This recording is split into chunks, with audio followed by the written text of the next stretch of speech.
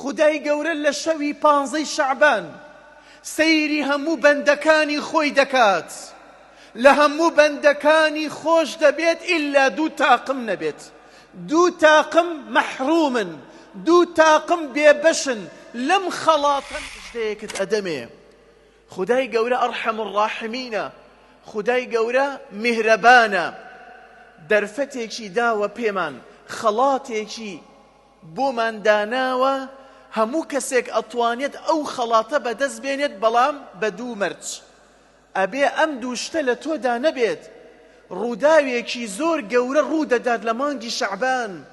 زۆر گرنگە ئەمە لە دەست خۆمان نەدەین. پێش هاتنی مانگی ڕەمەزان با ئەم خەڵاتەمان دەستکەوێت. خۆشەویستان، ئەم خەڵاتە چییە؟ ئەم خەڵاتە لەم هەفتەیەدا خودای گەورە ئەیبەخشێ بە بەندەکانی.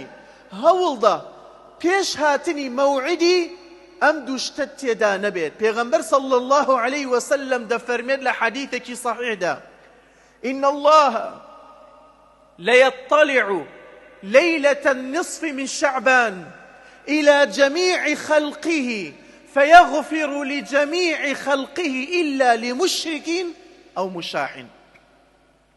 خدای گەورە لە شەوی 15 شەعبان، ئەمڕۆ چەندی شەعبانە؟ ئەمڕۆ 8، واتە لەم هەفتەیە کەوا بێت، خدای گەورە لە شەوی 15 شەعبان سەیری هەموو بەندەکانی خۆی دەکات، لە هەموو بەندەکانی خۆش دەبێت ئیلا 2 تاقم نەبێت. 2 تاقم مەحرومن، 2 تاقم بێبەشن. لەم خەڵاتە مەزنە. چ خەڵاتێکە؟ ئایا ئەزانی لێخۆشبوونی خودا یعنی چی؟ یعنی تۆ ئیتر دۆزەخ نابینی، تۆ بەهەشت بەدەستدێنی، تەواو لە ڕۆژی قیامەت تۆ لە ئەمن و ئەماندای. بەڵام ئەم 2 شتە تێدا نەبێت. یەکەمینی لمشرک، مشرک ئەوەی هاوبەش بۆ خوا دادەنێت، ئەوەی ڕازی نییە بە تاک و تەنهایی خودا، ئەوەی کە ڕازی نییە خوای گەورە بپەرستێت بە تاک و تەنها. دەی پێداچوونەوەیەک بکە بە بیر و باوەڕت پێش هاتنی مانگی ڕەمەزان.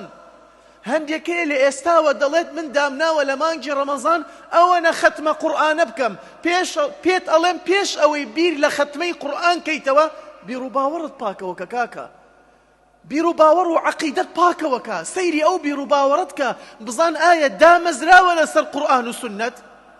پێمان خۆش بێت پێمان ناخۆش بێت، لە سەردەمێک داین بیر و بۆچوونەکان زۆرن، ئەفکار زۆرە، عەقیدە و بیر و باوەڕەکان زۆرن. سەیری خۆت کە، بزان بیر و باوەڕت دامەزراوە لەسەر قورئان و سوننەت.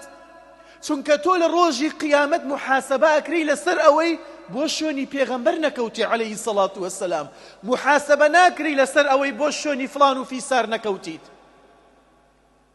سوێن دەخۆی بە غەیری خوا،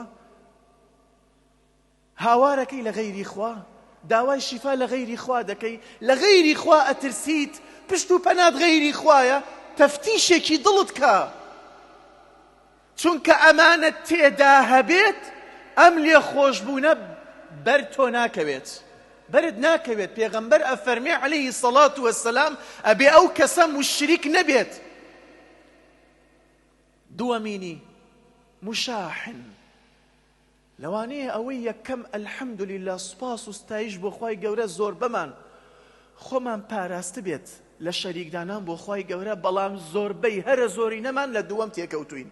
مشاحن لە ڕیوایەتێک وەیەدع ئەهل الحقد بحقدهم، ئەوەی کەوا حقد لە دڵی هەیە، قین لە دڵی هەیە، ڕق لە دڵیدا هەیە، بغز لە دڵیدا هەیە بەرامبەر مسلمانان.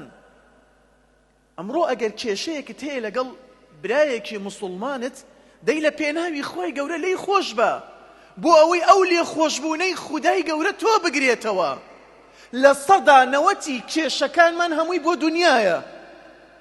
فەرموو ئێستا تاک تاکمان بگریت، ئیلا کێشەیەکی هەیە، ئیلا تێکی داوە، یان لەگەڵ خزمی خۆی، یان لەگەڵ دراوسەی خۆی، یان لەگەڵ هاوڕێی خۆی، زیاد لێ کۆڵینەوە بکەی، ئیلا دەگەڕێتەوە بۆ دنیا.